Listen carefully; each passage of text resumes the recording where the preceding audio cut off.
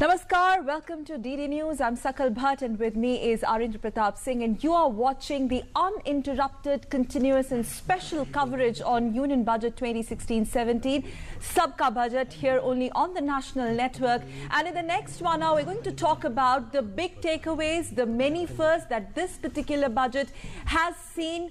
Comprehensive analysis since morning, but in this particular slot, we're going to talk about the macro parameters and what does it really have to offer to pro-farmer, pro-people, pro-women and pro-senior citizen budget as defined by Prime Minister Narendra Modi himself, that this is budget for the people of India, and also by the Finance Minister that this is going to be a game changer and a transformative budget. All that and much more only on DD News. बिल्कुल, और इसमें कोई दो राय नहीं, जिस बात का बहुत लंबे वक्त से इंतजार था, बातें बहुत होती थी, लेकिन फोकस करके जिस तरीके से गांव, गरीब और किसानों को लेकर तमाम योजनाओं का जिक्र किया गया है, बातें कही गई हैं, कम से कम इस बात को प्रूफ करता है कि किस तरीके से ये सारी चीजें अपने आप में आज के बजट में देखने को मिली। तो जाहिर सी बात है, पूरा दिन हम लगातार इन सब चीजों पर बारीकी से, पहलू पे विस्तार से बात करते रहे हैं, लेकिन महत्वपूर्ण चीजें क्या है उसको सबक के तौर पे, बड़ी पिक्चर क्या है उसको समझाने के तौर पे हम आगे एक घंटे में बात करेंगे। लेकिन बजट में क्या क्या बातें खास हैं जिनका की सीधा सरोकार आम लोगों से है, जरा पहले उनको समझते हैं, बजट के मुख्य बिंदुओं को, उसके बाद इस पर विस्तार से चर्चा करेंगे। सुबह से ही देश की जनता वित्त मंत्री अरुण जेटली के उस पिटारे के खुलने का इंतजार कर रही थी जिसमें था देश के आय और व्यय का लेखा जोखा। ठीक 11 बजते ही अरुण जेटली ने जब लोकसभा में 2016-17 का बजट पेश किया तो हर किसी के लिए कुछ न कुछ देने की कोशिश की। हालांकि उनका सबसे ज्यादा जोर गांव, गरीब और किसान और सामाजिक क्षेत्र की योजनाओं पर रहा। केंद्र सरकार अगले 5 साल में किसानों की आमदनी दोगुनी करने के लक्ष्य पर काम कर रही है। सूखे से जूझ रहे देश के अधिकतर हिस्सों के लिए इस बार का बजट मरहम के तौर पर आया है। गांव के विकास पर ध्यान केंद्रित करते हुए सरकार ने ग्रामीण विकास के लिए 87,765 करोड़ रुपए का आवंटन किया है। मनरेगा के लिए 38,500 करोड़ रुपए की राशि आवंटित की गई है, जो इस योजना के लिए अब तक की सबसे ज्यादा रकम है। वित्त मंत्री ने अपने भाषण में साफ तौर पर उन 9 क्षेत्रों का जिक्र किया जिन पर सरकार का फोकस है। Our agenda for the next year, therefore, is to transform India in this direction. My budget proposals are therefore built on this transformative agenda with 9 different pillars. They include 1. Agriculture and farmers' welfare with a focus on doubling farmers' income in 5 years. 2. Rural sector with emphasis on rural employment and infrastructure. 3. Social sector including healthcare to cover all the under welfare and health services. 4. Educational skills and job creation to make India a knowledge-based and productive society. 5. Infrastructure and investment to enhance efficiency and quality of life. 6. Financial sector reforms to bring transparency and stability.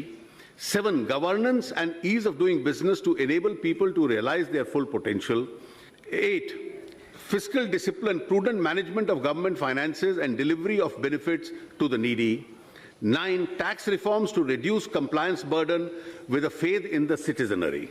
Budget में आम आदमी और नौकरी पेशा के लोगों के लिए सबसे बड़ी चिंता टैक्स की होती है। सरकार ने 5 लाख से कम आमदनी वालों को 3,000 रुपए की अतिरिक्त राहत दी है। हालांकि 1 करोड़ रुपए से ज्यादा आय पर सरचार्ज बढ़ा दिया गया है। ऐसे कर्मचारी जिनके पास मकान नहीं है उनके लिए मकान भत्ता 24,000 से बढ़ाकर 60,000 किया गया है। साथ ही पहली बार घर खरीदने पर ब्याज में छूट मिलेगी। वित्त मंत्री ने महंगाई पर काबू और वित्तीय घाटे के नियंत्रण को सरकार की बड़ी कामयाबी बताया। उन्होंने कहा कि ऐसे वक्त में जब वैश्विक अर्थव्यवस्था गंभीर अवस्था से गुजर रही है, भारतीय अर्थव्यवस्था की स्थिति मजबूत बनी हुई है। वित्त मंत्री ने शायरी के जरिए समझाया कि कैसे खराब हालात में मिली अर्थव्यवस्था को बेहतर उड़ान दी जा रही है। कश्ती चलाने वालों ने जब हार के दी पतवार हमें, लहर लहर तूफान मिले और मौर मौज मझधार हमें, फिर भी दिखाया है हमने और फिर ये दिखा देंगे सबको कि इन हालात में आता है दरिया करना पार हमें। वित्त मंत्री ने मौजूदा हालात में अर्थव्यवस्था को और आगे ले जाने के लिए 3 स्तर पर काम करने के सूत्र भी बताए। It has 3 serious implications for us. First, we must strengthen the firewalls against these risks by ensuring macroeconomic stability and prudent fiscal management. Secondly, since foreign markets are weak, We must rely on domestic demand and Indian markets to ensure that the Indian growth does not slow down. And third, we must continue with the pace of economic reforms and policy initiatives to change the lives of our people for the better. सामाजिक क्षेत्र की बात करें तो हर परिवार को 1 लाख रुपए तक का बीमा कवर प्रदान करने का सरकार ने क्रांतिकारी ऐलान किया है। कुल मिलाकर मोदी सरकार के तीसरे आम बजट में गांव, किसान, खेती, ढांचागत सुविधाओं के विकास और कमजोर तबकों को मजबूत करने पर रहा है। News night desk, DD news. तो बिल्कुल अपने आप में गांव, गरीब और किसानों को लेकर ज्यादा फोकस नजर आ रहा है और क्या महत्वपूर्ण चीजें हैं जिनसे आने वाले समय में अर्थव्यवस्था को एक दिशा मिलेगी और बेहतर तरीके से अर्थव्यवस्था काम कर सके, साथ ही साथ सामाजिक सुधार के कार्यक्रमों को भी गति मिल सके। इस मुद्दे पर बात करने के लिए हमारे साथ 3 खास मेहमान मौजूद हैं, उनसे उनका परिचय आपसे कराते हैं। हमारे साथ मेरे दाईं तरफ मौजूद हैं प्रोफेसर डॉक्टर गौरव वल्लभ साहब, जो कि जाने माने अर्थशास्त्री। बहुत स्वागत है सर आपका हमारे साथ इस चर्चा में शामिल होने के लिए। इसके अलावा दूसरे खास मेहमान गोपाल कृष्ण अग्रवाल साहब हैं, आप भी अर्थशास्त्री हैं और बारीकी को समझते हैं कि बजट की खबरों के बीच में कौन सी खबर है जो आम लोगों के लिए समझना जरूरी है। बहुत स्वागत है। तीसरे खास मेहमान डॉक्टर तजामुल हक साहब हैं, आप फॉर्मर चेयरमैन हैं commission for agriculture cost and prices. इसके अलावा आप जो आर्थिक गतिविधियों में खासतौर से जो कृषि का जो मामला है, खेती किसानी का, उसको बारीकी से समझते हैं। हक साहब, शुरुआत आपसे। आपको क्यों लगता है कि एक तरीके से ये बजट कहीं ना कहीं ज्यादातर खेती, किसानी और किसानों पे ही फोकस करता नजर आ रहा, कम से कम वो सेक्टर जिसके बारे में बात बहुत लंबे समय से हो रही थी, लेकिन फोकस टारगेटेड तरीके से प्रावधानों का जिक्र कम से कम इस बार के बजट में साफ तौर पे दिख रहा है? जी, एक तो आपने देखा कि मेरे ख्याल से तो मैं इसको कहूँगा कि किसानों के लिए और गांव के लोगों के लिए एक बहुत बड़ा तोहफा है सरकार की तरफ से। कई सालों से लोग कह रहे थे कि सरकार जो है सेंसिटिव नहीं है फार्मिंग सेक्टर के लिए। मेरे ख्याल से क्लियरली दिखाया है इस बजट ने कि सिर्फ सेंसिटिव ही नहीं है बल्कि प्रोएक्टिव है, pro farmer, pro rural four जो है उसके लिए बजट है। दूसरी बात है जो प्रावधान वगैरह रखा गया, किसी ने मेरे ख्याल से इस तरह से एक्सपेक्ट नहीं किया था कि इरिगेशन एंड वाटर कंजर्वेशन में इतना बड़ा एलोकेशन होगा। इससे पहले कई डिकेड्स में एक डिक्लाइनिंग ट्रेंड था इरिगेशन इन्वेस्टमेंट का।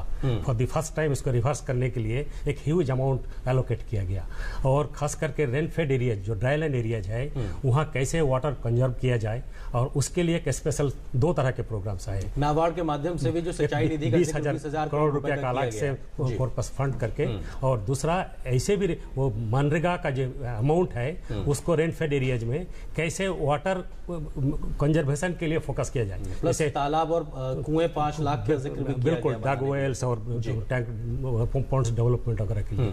तो एक रीओरिएंट किया गया मनरेगा को, उस तरह से रूरल डेवलपमेंट के लिए एम्प्लॉयमेंट तो क्रिएट होगा ही, साथ साथ कैसे प्रोडक्टिवली उसको यूज किया जाए। अब तक था कि बहुत सारे लीकेजेस होते थे, पैसा का इधर उधर जाते थे, पता ही नहीं चलता था कहाँ गया मनरेगा का। फॉर द फर्स्ट टाइम मेरे ख्याल से फोकस है कैसे प्रोडक्टिवली इरिगेशन के लिए, किसानों के लिए उसको यूटिलाइज किया जाए। तो एक बहुत बड़ा आई थिंक चेंज है ये, और मेरे ख्याल से इसका इम्पैक्ट पड़ेगा खेती बाड़ी में और किसानों के। Dr. Haq is calling it a change. Gaurav, as an economist, how do you really look at it? It's really going to be a big game changer in terms of a macro picture.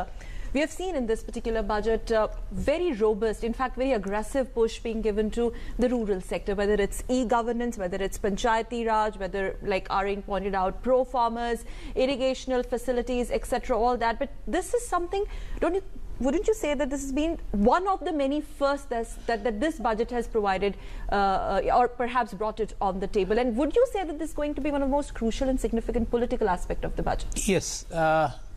One of the most crucial thing which I liked about this budget is movement from food security to income security. The finance minister had moved to income security of the people rather than giving the free food or free money, or he's trying to improve the income. Now we are having 3 sectors of the economy. Unfortunately, the agricultural sector, which employs around 55 to 60% of the manpower, is neglected as far as the allocations were concerned in the past. Now this time they had done one first thing, which is a pioneer thing, that first time agriculture and rural development were treated separately. We should not think that if we will improve agriculture, there will be rural development. Because rural development, if somebody is making, for example, a basket or handicraft, So that is rural development. If I am empowering him, that is a rural development, nothing to do with the agriculture.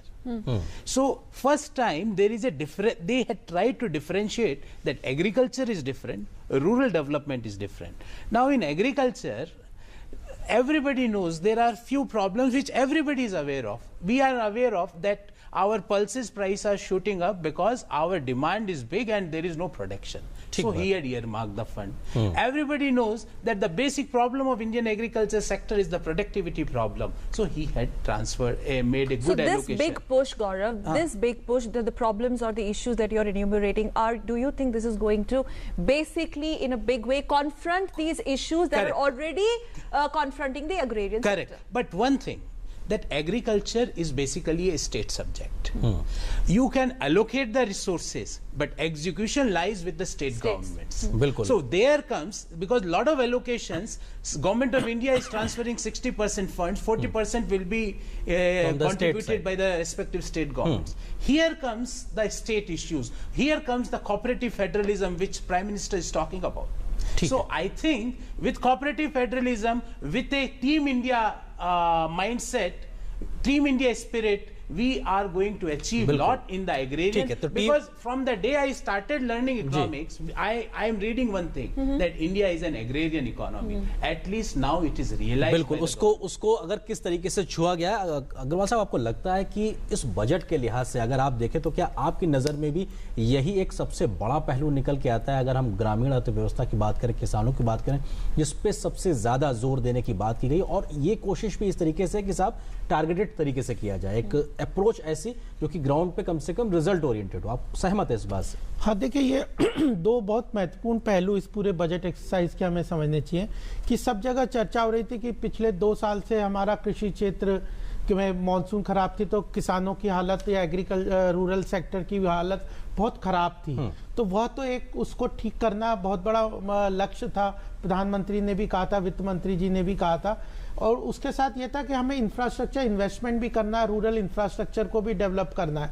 दूसरी तरफ private investment या economy की आवश्यकता थी कि government अगर spend करे, government demand create करे इकोनॉमी में, तभी इकोनॉमी की साइकिल चढ़ेगी, प्राइवेट इन्वेस्टमेंट आएगा। तो वित्त मंत्री ने, प्रधानमंत्री जी ने मिलकर यह दोनों चीजों को बहुत अच्छी तरह समावेश किया है कि गवर्नमेंट की स्पेंडिंग तो इसमें 2,21,000 करोड़ की लगभग गवर्नमेंट की इंफ्रास्ट्रक्चर स्पेंडिंग है, उसमें से मेजर पोर्शन वो रूरल सेक्टर में चला कर दिया। तो जो ग्रामीण क्षेत्र है उसका भी विकास होगा, साथ में जो इकोनॉमी के भी कैटलाइज करके प्राइवेट इन्वेस्टमेंट को बढ़ेगा, डिमांड क्रिएट होगा, तो प्राइवेट जो इकोनॉमी के जो प्राइवेट सेक्टर से उसको भी फायदा होगा। तो ग्रामीण क्षेत्र को विकास होगा, किसानों की हालत ठीक होगी, गवर्नमेंट के एक्सपेंडिचर का टारगेट क्लियर होगा, और उसके साथ प्राइवेट इन्वेस्टमेंट इकोनॉमी को कैटलाइज करेगा। और इस सब के साथ सबसे महत्वपूर्ण बात इस बजट की ब्यूटी मुझे लगती है वह है कि इस सारे इतने एक्सपेंडिचर को डिफाइन करने के बाद भी सरकार ने या एफएम ने फिस्कल कंसोलिडेशन या फिस्कल रोड मैप को बिल्कुल बरकरार रखा है। 3.9 का टारगेट। आपकी बात का मतलब ये इतने सामाजिक कार्यों को खर्चे के बाद भी अपना जो वित्तीय घाटे की बात है उसको एक तरीके से नियंत्रण में रखने की पूरी कोशिश। इंटरनेशनल कम्युनिटी जो कि मूडी है या इंटरनेशनल रेटिंग एजेंसीज है, उनको भी satisfy Gopal ji, I was coming to it. In fact, it's not only that the people of the country were actually eagerly waiting for the budget, but we had some international audience also. We were keenly watched.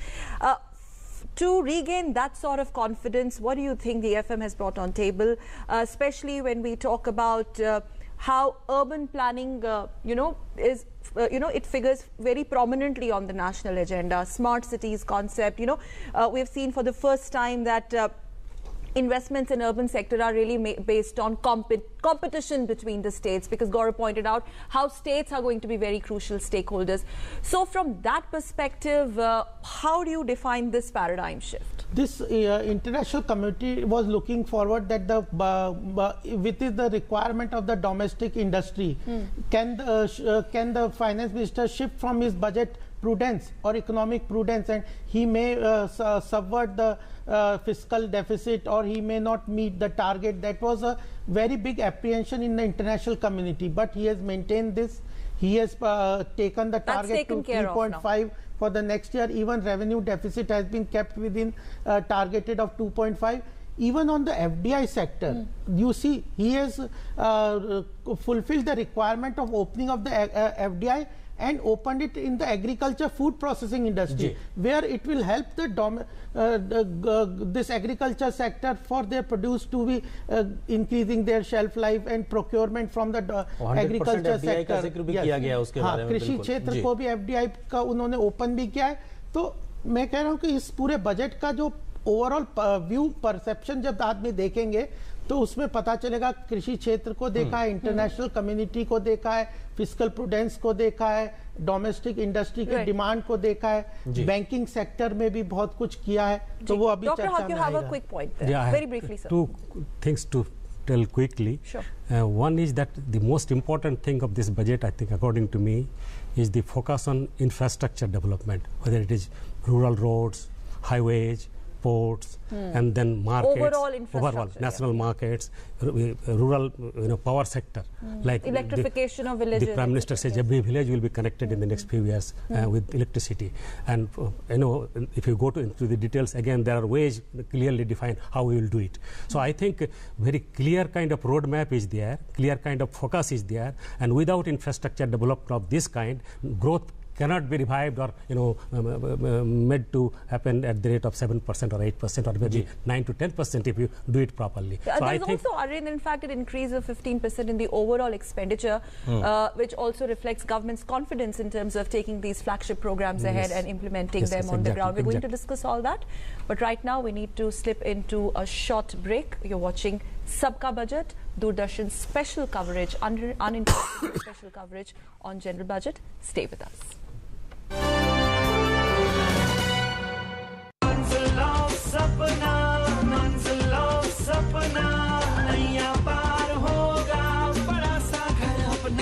मन में 1 BHK उसके मन में 4 मेरे बंगले से दिखे सीधा समंदर पार 40वीं मंजिल पर चमके अपना हर किसी का अपना घर होता है हर किसी का सपना और इस सपने को पूरा करे SBI होम लोन्स।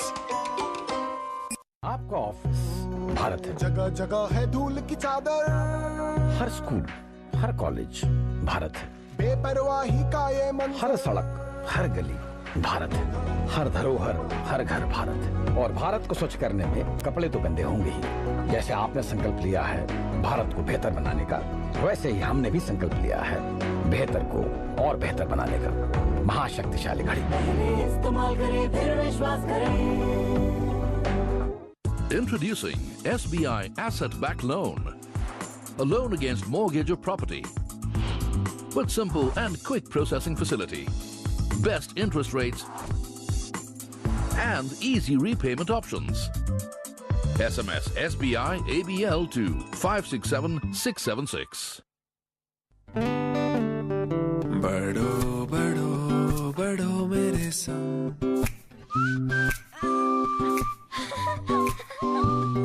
बढ़ो बढ़ो बढ़ो मेरे संग, बढ़ो बढ़ो बढ़ो बढ़ो।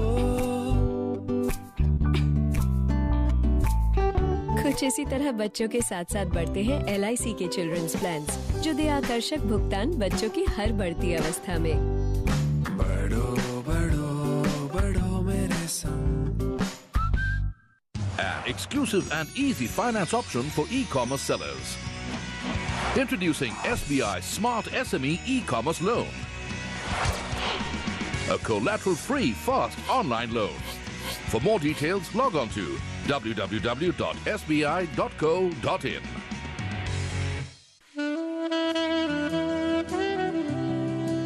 आज का थोड़ा कुछ कल का बहुत कुछ बन सकता है।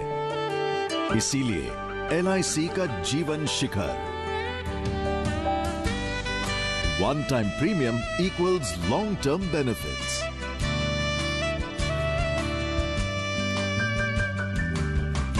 LIC, जिंदगी के साथ भी जिंदगी के बाद भी।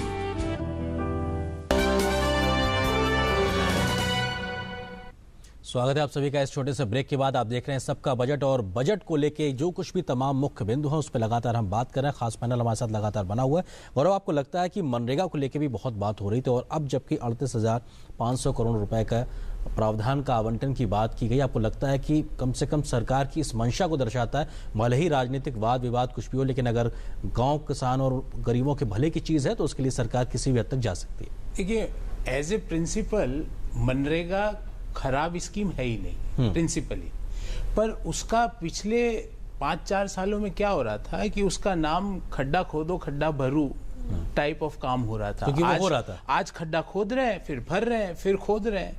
अब इस बजट में उसको rural employment, water harvesting, water conservation और इरिगेशन को मनरेगा से जोड़ा गया। Durable assets also. बिल्कुल। तो प्रोडक्टिव यूज ऑफ मनरेगा, क्योंकि मनरेगा को एक एज एन एम्प्लॉयमेंट स्कीम इसकी क्रिटिसिज्म करना थ्योरेटिकली नामुमकिन है, ठीक बात। पर एग्जीक्यूशन में ही इसकी समस्या थी कि भाई डमी नाम आ जाते थे, जो लोग मर चुके हैं उनके नाम से पेमेंट हो जाते थे, और ऐसा काम हो रहा था, लीकेज के अलावा अनप्रोडक्टिव काम। एक ही बार आज मिट्टी बिछाई सड़क पर, फिर मिट्टी हटाई, फिर मिट्टी बिछाई, फिर मिट्टी हटाई। अब इसको प्रोडक्टिव एसेट्स के लिए यूज करा गया है, तो निश्चित रूप से एम्प्लॉयमेंट जनरेट होगा। एक छोटी सी बात और बताता हूं, हमारा देश है कंजम्पशन ड्रिवन इकोनॉमी। हम कोई एक्सपोर्ट या हम एक्सपोर्ट ड्रिवन इकोनॉमी या चाइना टाइप हमारी इकोनॉमी नहीं है। अब कंजम्पशन ड्रिवन इकोनॉमी में 2 कंजम्पशन के पैटर्न है, एक अर्बन कंजम्पशन, एक रूरल कंजम्पशन। अर्बन कंजम्पशन पिछले 2-3 साल से ठीक ठाक चल रहा था। अब 55% लोग जो कि गांवों में है, उनका कंजम्पशन पैटर्न निरंतर रूप से कम होता जा रहा था। मतलब एवरेज पर कैपिटा इनकम पर फैमिली 2,500-3 हजार के आसपास है विलेजेस में पर मंथ। तो रूरल कंजम्पशन को कैसे स्टिमुलस दिया जाए ताकि कंजम्पशन डिमांड बेस्ड ग्रोथ की तरफ हम बढ़ रहे हैं, और डिमांड बेस्ड ग्रोथ ना केवल शहरों में बल्कि गांवों में, उसका थ्रस्ट इस बजट में था। ठीक है, वो कम से कम साफ तौर पे चीजें दिखाई पड़ रही हैं। और मेरा ये व्यक्तिगत मानना है कि इस थ्रस्ट को अगर एक और बजट रखा जाए तो इसके बहुत अच्छे परिणाम आएंगे। जी अग्रवाल साहब, आपको लगता है कि कम से कम रूरल इकोनॉमी में जब इस तरीके का इनफ्लो हमको देखने को मिल रहा है टारगेटेड तरीके से, अगर कम से कम ग्रामीण अर्थव्यवस्था का जो पहिया है अगर वो तेजी से घूमेगा, क्योंकि वो एक इलाका ऐसा जो थोड़ा सा अनएक्सप्लोर रहा लंबे समय से कम पूरी इकोनॉमी को एक बड़ा बूस्ट अप देगा, आप क्या उस दिशा में जाते हुए देख रहे हैं बजट के प्रावधानों को? बिल्कुल। देखिए, पूरी इकोनॉमी साइकिल को ये बढ़ावा दे देगा, इसको साइकिल को रिवाइव करेगा, रिवैम्प करेगा। ये इसकी सबसे बड़ी ब्यूटी भी है।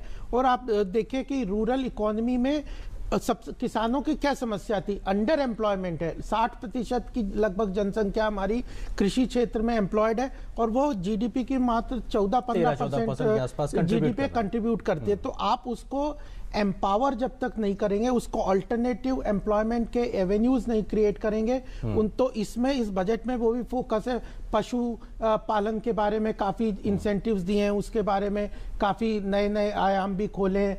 दूसरे कॉटेज इंडस्ट्रीज के बारे में स्किल डेवलपमेंट के साथ, ताकि उनको अल्टरनेटिव एम्प्लॉयमेंट के एवेन्यूज मिले, और वह कृषि के ऊपर ही आधारित अगर कम होगा तो अपने आप में उनकी उनकी इनकम बढ़ेगी। तो जो टारगेट 2022 तक कृषि क्षेत्र के किसानों की दुगनी करने की बात है, वो जीडीपी में ही उनका पूरा बढ़ जाएगा, 24%, 14 से 28 हो जाएगा। यही नहीं, उसमें अगर डिपेंडेंस कम होगा तब भी उनकी आय बढ़ सकती है। इनपुट कॉस्ट कम करने के ऊपर फोकस है, एमएसपी वगैरह के ऊपर नहीं है। तो एक थोड़े से अलग दिशा से, डिफरेंट दिशा से सोचने का प्रयास किया गया है। With that thought, since we're talking about how to empower, how this budget empowers rural India, Hansab, 6 crore additional households will be covered under digital literacy scheme in next 3 years. I'm quoting one of the papers now.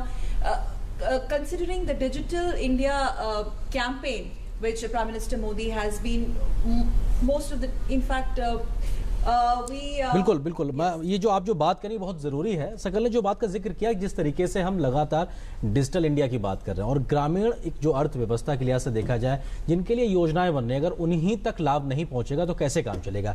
ये उस चीज़ पे सोचता हुआ भी एक तरीके से नजर आ रहा है कि साहब अगर इतनी ज़्यादा बड़ी संख्या में लोगों को हम डिजिटल और साक्षर करके दिखाते तो कम से कम वो फायदा नजर आएगा। आपको लगता है कि जो अप्रोच है वो कम से कम समग्र तरीके से काम करती सोच के साथ नजर आ रही है?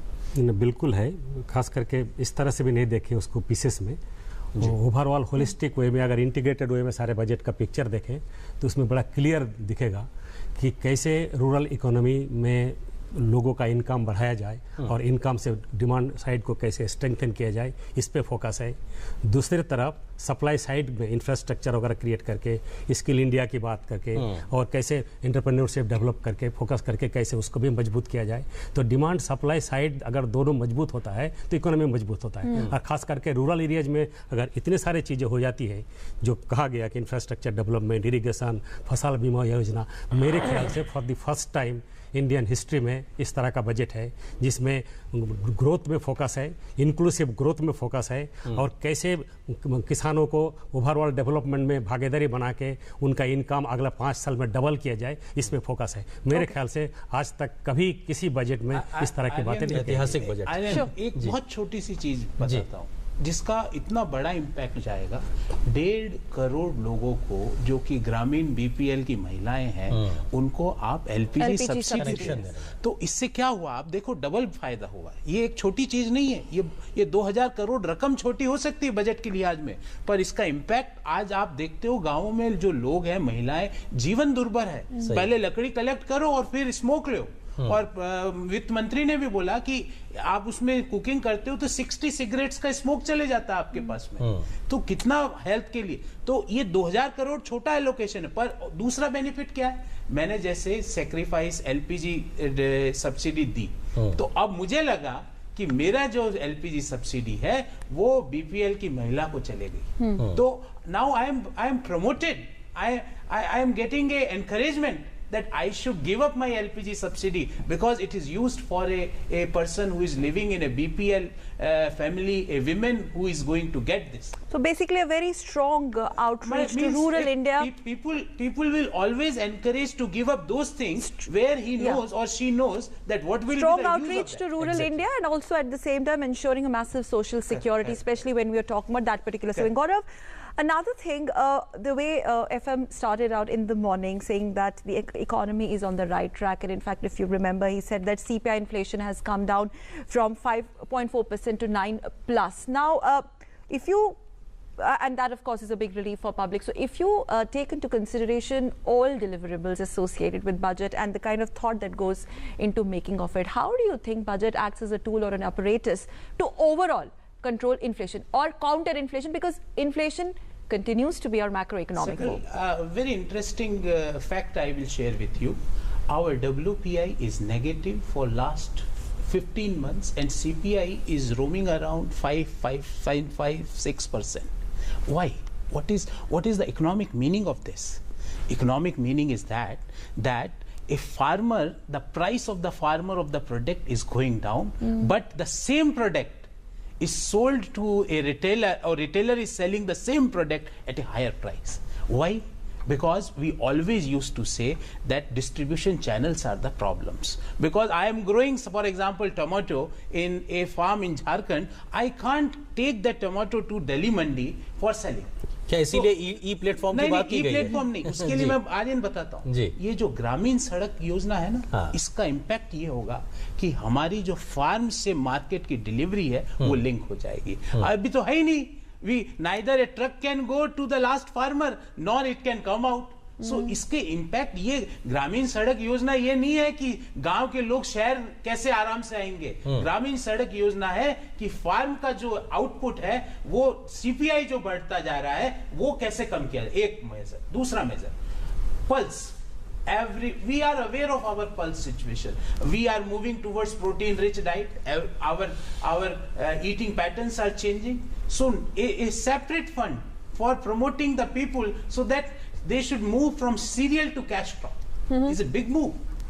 It's not a small move. That how a farmers are going to move from a cereal to a cash crop. because this is going to counter the inflation, because major factors of inflation is food inflation. All other factors, fortunately, touch wood, is in the favor of the government and the common man of our country. So the food inflation they had targeted indirectly, the benefit will come and CPI will also बिल्कुल come down. ये उम्मीद करते हैं। गोपाल कृषि, आपको लगता है, sir मैं आ रहा हूं आपके पास, आपको लगता है कि जो ढांचागत निवेश को लेकर एक बड़ी कोशिश हमें देखने को मिली है, 2,21,000 करोड़ रुपए एक तरीके से शहरी ग्रामीण इलाकों में देखा जाए, क्योंकि बुनियादी ढांचे को विकास किए बिना आप अगर अपनी पहुंच ही नहीं बनाएंगे, जो बात गौरव कह रहे हैं, चाहे वो शहर हो चाहे गांव हो, अगर आप पहुंच ही नहीं बनाएंगे तो विकास की रफ्तार को आप गति कैसे देंगे? आपको लगता है कि ये भी कम से कम एक बड़ा थ्रस्ट एरिया था लंबे समय से, जिसको एक तरीके से बहुत बेहतर सोच के साथ एलोकेशंस किए गए? हाँ, ये तो सबसे बड़ा बात यही थी कि इंफ्रास्ट्रक्चर गवर्नमेंट को, क्योंकि प्राइवेट इन्वेस्टमेंट आ नहीं रहा था, क्योंकि उसे प्राइवेट इन्वेस्टमेंट तब आता है कि उसको डिमांड चाहिए।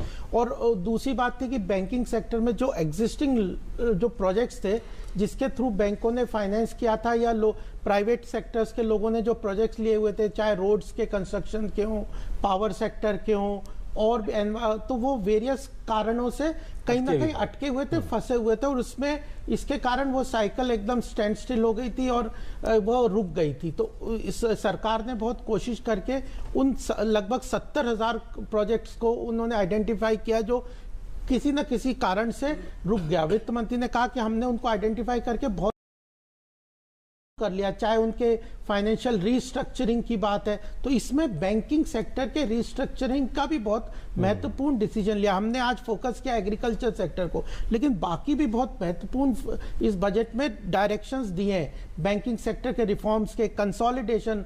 वित्त मंत्री ने स्पष्ट कहा कि हमारे पास 27 बैंक है, पब्लिक सेक्टर बैंक्स, उतनी क्या जरूरत है, वो अंडर कैपिटलाइज्ड है, उनको ठीक करने के लिए उन्होंने कई स्कीम्स इसमें सजाए कि उनको 5-6 बैंक में मर्ज किया जाए, उनको कैपिटलाइजेशन करने के लिए 25,000 करोड़ का प्रावधान किया है। तो बैंकिंग, उससे क्या होगा कि बैंक मजबूत होंगे, हमारे प्रोजेक्ट्स को, जो शुगर के प्रोजेक्ट्स अटक गए थे, रियल एस्टेट के प्रोजेक्ट अटक गए थे, इंफ्रास्ट्रक्चर के प्रोजेक्ट अटक गए थे, उनको फाइनेंशियल रीस्ट्रक्चरिंग की एक अथॉरिटी बनाने की भी बात की है, जो कि एक निष्पक्ष रूप से एक इंडिपेंडेंटली डिसीजन लेके उन प्रोजेक्ट्स को चला सके। तो इससे ये केवल एग्रीकल्चर सेक्टर की बात नहीं है, हमारी जो प्राइवेट सेक्टर की इकोनॉमी के लिए जिनका बहुत बड़ा योगदान है, कॉर्पोरेट सेक्टर जिसको कहते हैं, उसके लिए भी बहुत महत्वपूर्ण डिसीजन है कि जो उन्होंने टारगेट किया था कि 25% का हम कॉर्पोरेट टैक्स कर देंगे, उसके लिए भी उन्होंने कहा कि जो नई कंपनियां आएंगी और अगर वो जो अपने इंसेंटिव्स को फोरगो कर सकते हैं तो 25% के टैक्स स्लैब को वो एक्सेप्ट कर सकते हैं। तो यह उनको इंडिपेंडेंस दी है कि आप इंसेंटिव्स को फोरगो करिए। तो कॉर्पोरेट सेक्टर के लिए भी बहुत अच्छे और far-reaching changes. So basically, quick thought on the similar lines: rationalization of corporate tax and all the speculations, Gaurav, earlier that were being made on MAT issue, all of that. Do you think that's really addressed to happy corporate India today? Satisfied? See, corporate India's expectation was little bit unfair, what I would say, because ultimately budget is a balancing act. Because you can't forgo all sources of revenue. So corporate India was thinking that in one shot our in tax rate will be reduced from 30 to 25%, but it is a gradual process. So little bit the reaction time, direct impact, they may feel sad, but indirect impact, mind it, when the demand is going to grow in rural sector, who is going to get quickly? But I want to ask you here, we're also looking at a tax holiday as far as the startup big picture is concerned. Now, aspirations of young India, and especially whenever Prime Minister Modi, Honorable Prime Minister, has talked about startup, it's one of the cherished dreams that India has to emerge like world startup capital, not just the Startup India mission. So tax holiday there, that has come on expected lines? That's on the expected lines, because startup was expecting this, and I think Prime Minister at some forum had little bit gave an indication of this also. One small thing which I will share, which is a very small thing, maybe not many experts had targeted that. PPP. As per World Bank 2011 report, India is the best country for PPP projects. Now, what is the problem? Why PPP projects were failing in last 5-6 years? Because in midway, the private sectors were leaving the projects. Now, in this budget, there is an appellate authority for PPP projects. If I am a private participant and government, I am participating with the government. If I had some grievances with the government player, I can go to an So there's a renewed focus on the PPP model. And PPP model is having a very big impact, because for all the projects, government can't give money from their pocket. It's always a collective effort of Team India. So private, this is a very small movement, but it is going to have a very big impact on the corporate growth. So when you were talking about corporate India, directly they might not be very happy, but tomorrow they will realize that domestic demand is going to help them. Hidden benefits. Rural demand is going to help them. बिल्कुल जाहिर सी बात, सारा चीजें channelise हैं एक दूसरे के साथ में, उसका असर मिलेगा। हक साहब, आपको लगता है कि जिस तरीके से कोशिश तमाम तरीके से की गई, सामाजिक सुरक्षा की तमाम योजनाओं के साथ में फसल बीमा योजना का जिक्र भी किया गया, आपको लगता है कि इन सब चीज़ों से भी जो कोशिश है, क्योंकि अगर हम खेती किसानी में इन्वेस्टमेंट के लिहाज से अगर बात करें कि ऐसा इकोसिस्टम देना ही पड़ेगा, एक भरोसा की बात की जाए, विश्वास बहाली की बात की जाए किसानों के लिहाज से कम वो एक माहौल बनता नजर आ रहा है कि साहब ठीक है, अभी जो दिक्कतें थी उसके अलावा भी हम आपको एक ऐसा माहौल दे रहे हैं कि ये व्यवसाय जो है आपके लिए खेती लाभदायक आने वाले समय में होगा। बिल्कुल, दो चीज़ों की बड़ी ज़रूरत थी, खास करके फसल बीमा योजना की। 2 साल डिजास्टर्स के बाद आपने देखा पिछले 2 साल में कैसे हालत हो गई थी किसानों की, तो ये एक बहुत ही टाइमली कोशिश है मेरे ख्याल से कि कैसे 5,500 करोड़ रुपये इस साल का बजट में प्रोविजन रखा, और स्टेट गवर्नमेंट्स भी अगर उसी तरह से उसको शेयर किया या प्रॉपर कोऑपरेट किया तो मेरे ख्याल से इसमें काफ़ी फायदा होगा किसानों को। लेकिन इसके साथ साथ एक बात और, मैं चूँकि पिछला कॉन्टेक्स्ट में फूड प्राइस इन्फ्लेशन की बातें हो रही थी, फूड प्राइस इन्फ्लेशन का आज के दिन में एक तो है कि कुछ कमोडिटीज में डिमांड सप्लाई का जो प्रॉब्लम है वो है, कैसे सप्लाई साइड को स्ट्रेंथन किया जाए। नेशनल फूड सिक्योरिटी मिशन, राष्ट्रीय कृषि विकास योजना के तहत उसको एलोकेशन बढ़ाया गया, एक तो वो है। दूसरी बात यह है कि जो प्राइस स्प्रेड है, फार्म गेट का प्राइस और रिटेल प्राइसेस में इतना डिफरेंस, कहीं 50 पैसा टमाटो का दाम है और कहीं 20 रुपया हम दिल्ली में खरीदते हैं, तो ये गैप कम हो जाएगा जब नेशनल मार्केट होगा, और नियरेस्ट मार्केट में भी फार्मर्स को जाके मालूम होगा कि कौन सा मार्केट में कितना अराइवल्स है, कितना प्राइस है, और ई ट्रेडिंग के प्लेटफॉर्म्स क्रिएट किया जाएगा, हर एक फार्मर्स का उसमें उसका एक्सेस होगा। तो किसी भी मार्केट में अगर ज़्यादा प्राइस है तो वहाँ ऑनलाइन ट्रेड वो कर सकेंगे। यहीं पे एक चीज छोटी सी कि आपको लगता है कि ये कितना व्यवहारिक है, क्योंकि हम जिस किसान के बारे में जिक्र कर रहे हैं कई बार वो अवेयर नहीं होता है, कितना व्यवहारिक, क्योंकि राज्य सरकारों का भी इसमें रोल है। बिल्कुल है, अवेयरनेस बिल्ड करना पड़ेगा, और डीडी किसान चैनल है, उनके थ्रू से रेगुलर मेरे ख्याल से कैंपेन होना चाहिए, इन्फॉर्मेशन कैंपेन, और मेरे ख्याल से हो रहा है, शुरुआत है, और मेरे ख्याल से अगला 1 साल तक में मेरे ख्याल से काफी इसका फर्क पड़ेगा। अवेयरनेस के बारे में एक फैक्ट दे दूं आपको, हमारे यहाँ 25 करोड़ स्मार्टफोन यूजर है और 90 करोड़ मोबाइल फोन यूजर्स है। तो जो गांव की परिकल्पना आप और मैं कर रहे हैं, वो गांव टेक्नोलॉजिकली उससे आगे बढ़ चुका है। सही बात, कई बार हम लोग जमीनी सच को सगल नहीं पहचान पाते और बदलाव इतनी जल्दी हो रहे होते कि शायद उसको समझ पाना बड़ा मुश्किल होता है, लेकिन शायद उस नब्ज को प्रधानमंत्री कई बार छूते हुए नजर आते हैं। आपने इंफॉर्मेशन टेक्नोलॉजी का जो पेनिट्रेशन है रूरल लेवल पे, कुछ आंकड़े बताते कि अभी भी 20% है, जो कि अभी भी हमारे लिए चैलेंज है। लेकिन ये जो डिजिटल इंडिया के यारेंद्र जिस प्रकार से शुरुआत हुई थी और इस बजट में डिजिटल इंडिया को जिस तरीके का बढ़ावा मिला है, वो पेनिट्रेशन डिजिटल इंडिया के बेनिफिट्स गांव-गांव तक जाए, क्या लगता है कि अब वो एक सपना साकार हो सकता है? क्योंकि ये केवल एक फोन या स्मार्टफोन की बात नहीं है, इंटरनेट पेनिट्रेशन 2 टायर 3 टायर नहीं। आप ये देखो, कृषि में मतलब एक और रोचक तथ्य बताता हूं कि अब जानवरों के खरीदने बेचने के लिए भी एक टेक्नोलॉजी प्लेटफॉर्म आ गया। तो ये टेक्नोलॉजी इनिशिएटिव, कृषि क्यों हम पिछड़ गए आप बताओ, कि हमारे क्या किसान कमजोर थे, हमारे क्या किसान में मेहनत नहीं करते थे, टेक्नोलॉजी इंटरवेंशन नहीं पहुंच रहा था। प्राइम मिनिस्टर ने इस चीज को समझा और टेक्नोलॉजी इंटरवेंशन लेके वो पहुंचे। आज पर ड्रॉप मोर क्रॉप, ये क्या है? प्रोडक्टिविटी। मैं ये कहता हूं Aryan ji, this budget is the inception of next green revolution. Alright, बिल्कुल। I want your thoughts on this. ये जो टेक्नोलॉजी की बात जैसे आपने की, it is very important that economic survey it said there is a untargeted subsidy of around more than 1 lakh crore going to that segment of the society which is not which does not require that subsidy or that kind of incentives. So the use of JAM, Jan Dhan Yojana, Aadhaar and mobile technology this budget very specifically said that will be used to give targeted subsidy and the subsidy to direct benefit transfer. That infrastructure will be used to conserve the leakages in the subsidy, reduce the subsidy burden on the budget. That's very important new initiative that will be taken. बिल्कुल, और एक छोटे से break के लिए अगर रुकना होगा, और लेकिन हम जब वापस आएंगे तो समझेंगे आखिर बैंकिंग सेक्टर को लेके भी कई प्रपोजल्स दिए गए, कई प्रकार के इनिशिएटिव्स लिए गए, वो किस तरीके से आने वाले समय में कारगर साबित होते नजर आएंगे। इस मुद्दे पे बात करेंगे, लेकिन पहले छोटे से एक ब्रेक के लिए रुकते हैं।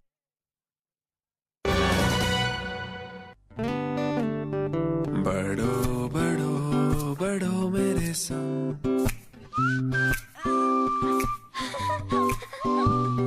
बढ़ो बढ़ो बढ़ो मेरे संग, बढ़ो बढ़ो बढ़ो बढ़ो। कुछ इसी तरह बच्चों के साथ साथ बढ़ते हैं LIC के चिल्ड्रंस प्लान्स, जो दे आकर्षक भुगतान बच्चों की हर बढ़ती अवस्था में। बढ़ो बढ़ो बढ़ो मेरे संग।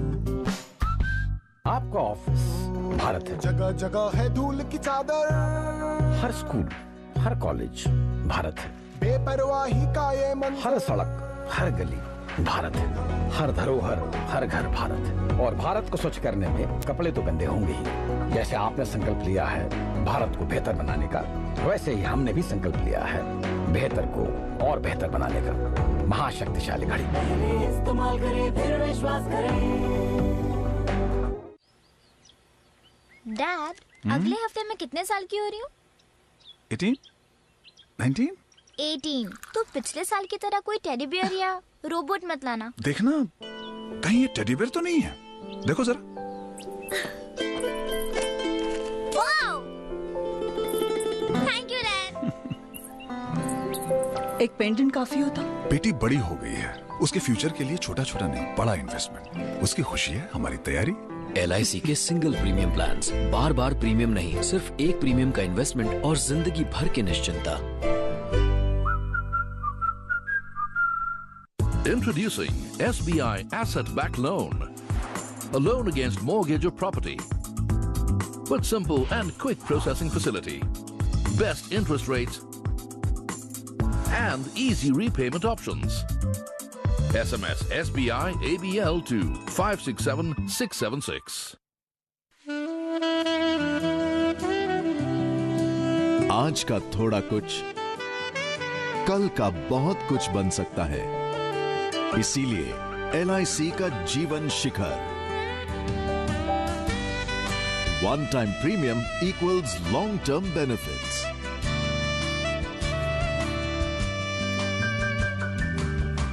LIC, जिंदगी के साथ भी जिंदगी के बाद भी।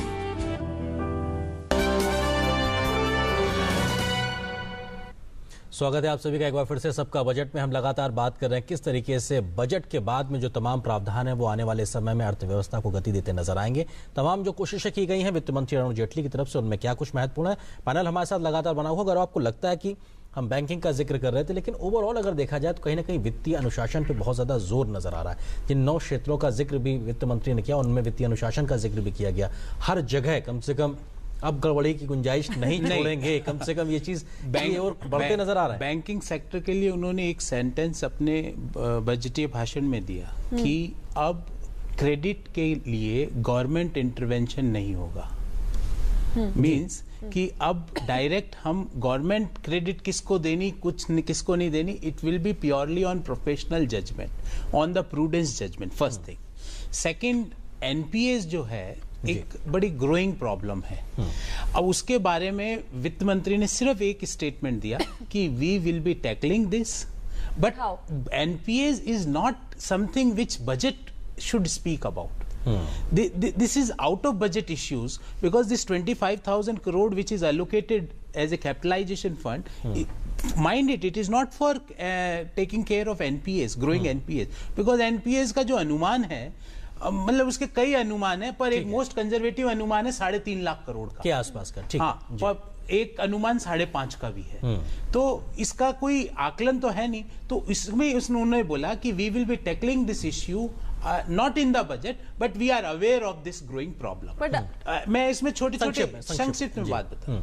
एक इंद्रधनुष योजना जो ऑलरेडी मिनिस्ट्री ऑफ फाइनेंस ले रही है. एक कल ही बैंक बोर्ड ब्यूरो बनाया है जो कि प्रोफेशनल तरीके से बैंक के टॉप मैनेजमेंट को रिक्रूट एंड सेलेक्ट करेगा. अब गवर्नमेंट इंटरवेंशन या नहीं, it is purely on merits. ये रिकैपिटलाइजेशन जो फंड है 25,000 करोड़, ये एनपीएस के प्रॉब्लम के लिए नहीं है. ये जो बासल 3 की रिक्वायरमेंट है बैंकिंग इंडस्ट्री को, उसके लिए है. ठीक है.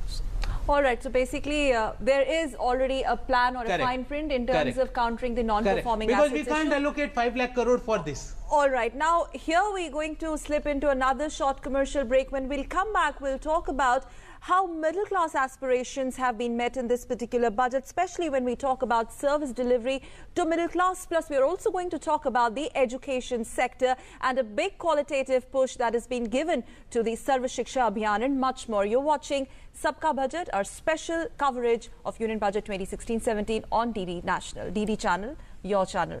Stay tuned. Introducing SBI Asset-Backed Loan. A loan against mortgage or property. With simple and quick processing facility. Best interest rates. And easy repayment options. SMS SBI ABL to 567676. आज का थोड़ा कुछ कल का बहुत कुछ बन सकता है. इसीलिए LIC का जीवन शिखर. One time premium equals long term benefits.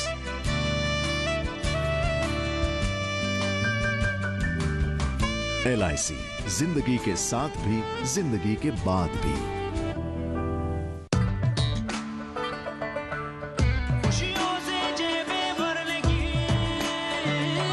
अब सिर्फ 31,000 रुपए में खुशियां घर लाइए. बजाज CT 100, खुशियों का जैकपॉट. डैड, अगले हफ्ते मैं कितने साल की हो रही हूँ? 18? 19? 18. तो पिछले साल की तरह कोई टेडी बियर या रोबोट मत लाना. देखना कहीं ये टेडी बियर तो नहीं है. देखो जरा. वाओ! Thank you dad. एक पेंडेंट काफी होता. बेटी बड़ी हो गई है, उसके फ्यूचर के लिए छोटा छोटा नहीं, बड़ा इन्वेस्टमेंट. उसकी खुशी है हमारी तैयारी. LIC के सिंगल प्रीमियम प्लान्स. बार बार प्रीमियम नहीं, सिर्फ एक प्रीमियम का इन्वेस्टमेंट और जिंदगी भर की निश्चिंता.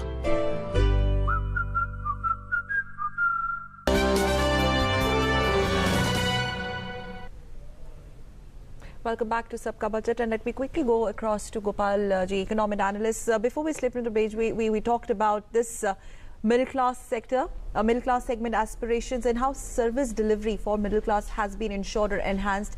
Has this been on the expected lines? Because FM has done many things for the middle class. One, the economy has been kick-started, that indirect benefit will come to the middle class, but they have been given benefit up to tax exemption in the tax till 5,000 rupees on income of the thought process has gone into the taxation policy. Yeah, then they have for the rent, the limit for the rent, outgo of rent from 24,000 has been increased to 60,000. Even the housing loan, interest on housing loan has been made exempted till 35 lakhs of loan for a house for less than 50 lakhs of houses. And the service tax has been exempted from less than 60 meters of houses. So many things have been done for the middle class in their insurance. Health insurance is benefited. All these benefits indirectly will go to the middle class along with the economic development cycles. That insurance of 1 lakh rupee for the each family members. Then the women LPG connection to women, senior citizens 30,000 health insurance. So I think the middle class has also been taken care of without increasing any tax burden on them. ठीक. हक साहब, जल्दी से आपको लगता है कि skill India जैसी चीजों पे भी बड़ा जोर रहा, तो कम से कम जिस युवा भारत की हम कल्पना करते हैं उसको और मजबूत सशक्त बनाने के लिए भी काफी कदम? बिल्कुल. स्किल इंडिया या स्टार्टअप वगैरह की जो बातें हो रही है, कैसे एंटरप्रेन्योरशिप डेवलप करके यूथ को खास करके एक नया दिशा दिखाया जाए, एम्प्लॉयमेंट का अपॉर्चुनिटीज क्रिएट किया जाए, तो मेरे ख्याल से एक बहुत अच्छा पहल है ये। और साथ साथ लेकिन मैं एक चीज़ और जस्ट ऐड करना चाहूँ बहुत संक्षेप में, कि जो मिडिल क्लास की बात करते हैं, खास करके गांव के लिए बैंकिंग सेक्टर की बातें हो रही थी, वहाँ एग्रीकल्चर का क्रेडिट का जो अमाउंट है इस बार काफ़ी बढ़ा दिया गया है। 9 लाख करोड़ रुपया का प्रोविजन है 8.5 से। और दूसरा इंटरेस्ट सबवेंशन की बात 15,000 करोड़ रुपया का है, बहुत सिग्निफिकेंट है इसको अगर ध्यान से देखें तो उसका इम्पैक्ट पड़ेगा ओवरऑल इन्वेस्टमेंट में, प्राइवेट सेक्टर में, फार्म्स में। बिल्कुल। तो ये मेरे ख्याल से गरीबों के लिए, मिडिल क्लास के लिए, खास करके गांव के लोगों के लिए, तो मुझे खास करके चूंकि मैं एग्रीकल्चर रूरल डेवलपमेंट डील करता हूँ, इसलिए मैं तो प्रसन्न हूँ। बिल्कुल, जाहिर सी बात है किसानों के लिए बुरा दौर सर गुजरा है बीते। अगर बात करें कम से कम 2 मानसून के लिहाज से, तो उनके दर्द को सराहने के लिहाज से काफी चीजें नजर आती है। एक छोटे से ब्रेक के लिए रुकते हैं, लेकिन ब्रेक के उस पार ये चर्चा जारी रहेगी।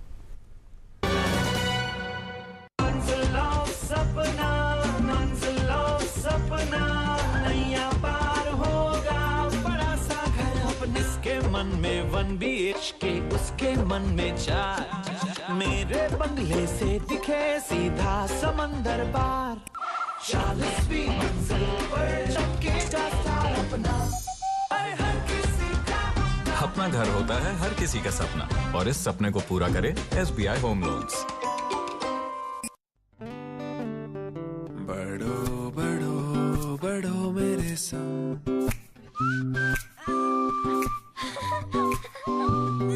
बढ़ो बढ़ो बढ़ो मेरे संग, बढ़ो बढ़ो बढ़ो बढ़ो। कुछ इसी तरह बच्चों के साथ साथ बढ़ते हैं LIC के चिल्ड्रंस प्लान्स, जो दे आकर्षक भुगतान बच्चों की हर बढ़ती अवस्था में। बढ़ो बढ़ो बढ़ो मेरे संग। Introducing SBI Asset Backed Loan, a loan against mortgage or property, with simple and quick processing facility, best interest rates, and easy repayment options. SMS SBI ABL to 567676. Dad, अगले हफ्ते मैं कितने साल की हो रही हूँ? 18? 19? 18। तो पिछले साल की तरह कोई टेडी बियर या रोबोट मत लाना। देखना कहीं ये टेडी बियर तो नहीं है, देखो जरा।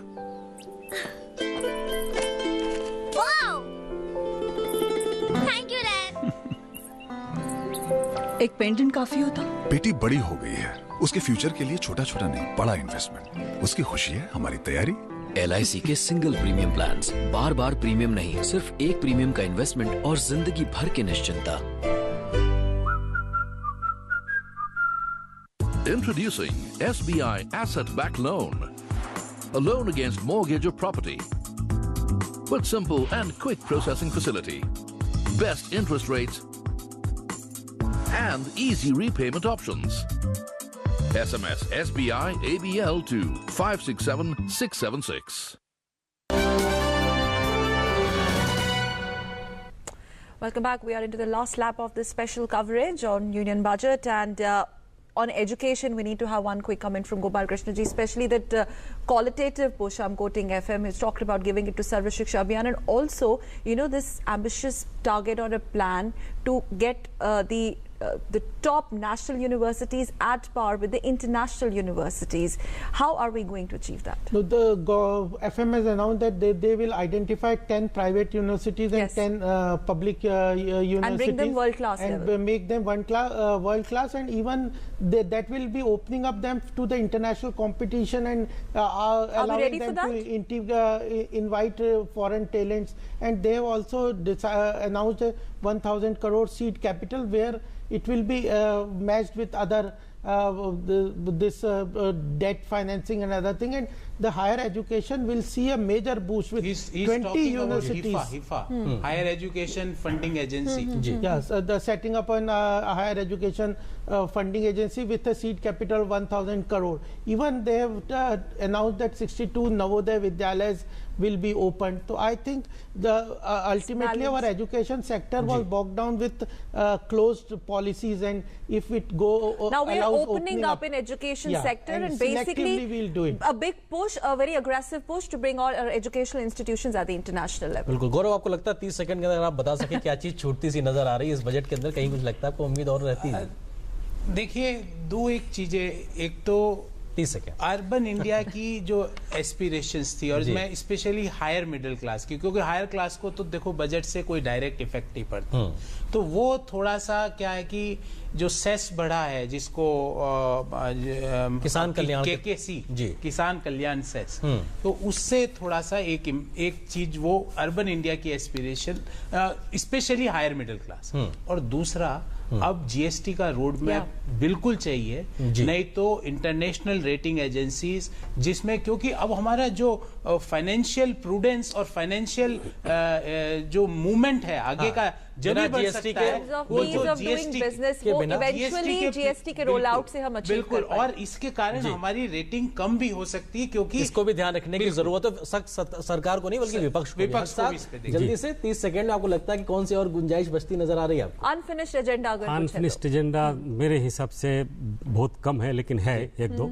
एक तो मेरे एक्सपेक्टेशन था कि जो इंटरेस्ट सबवेंशन हो, खास करके लॉन्ग टर्म इन्वेस्टमेंट के लिए एग्रीकल्चर में, और क्रॉप लोन का भी थोड़ा गुंजाइश था, तो मेरे ख्याल से अगले बजट में जरूर उसका पूरा किया जाएगा, इस बार अगर नहीं किया तो, क्योंकि ऑलरेडी चर्चा में थी लेकिन नहीं हो पाया किसी भी कारण से। दूसरी बात एक और है कि जिसको हम लोगों ने चर्चा नहीं किया लेकिन बजट में है, जैविक खेती के बारे में है, सॉइल हेल्थ कार्ड के बारे में है, जो आगे के लिए सस्टेनेबल एग्रीकल्चर के लिए एक दिशा दिखाएगा। एग्रीकल्चर में वो जिस तरह का क्राइसिस हाई कॉस्ट एग्रीकल्चर का आया है वो नहीं आएगा, तो मेरे ख्याल से कुछ अच्छी बातें भी जो हमने डिस्कस नहीं किया। ठीक है, बहुत सी चीजें मैं जरूर 10 सेकंड आपके लिए जल्दी। एक फाइनेंशियल मार्केट की बहुत सारी एस्पिरेशंस थी, चाहे वो एसटीटी बढ़ा के भी वो थोड़ा सा वो नेगेटिव हो गया, और डिविडेंड डिस्ट्रीब्यूशन टैक्स भी लगाया, इसके लिए फाइनेंशियल मार्केट्स की बड़ी उम्मीद थी, और लोग सोचते थे कि हमारे स्टॉक मार्केट के लिए कुछ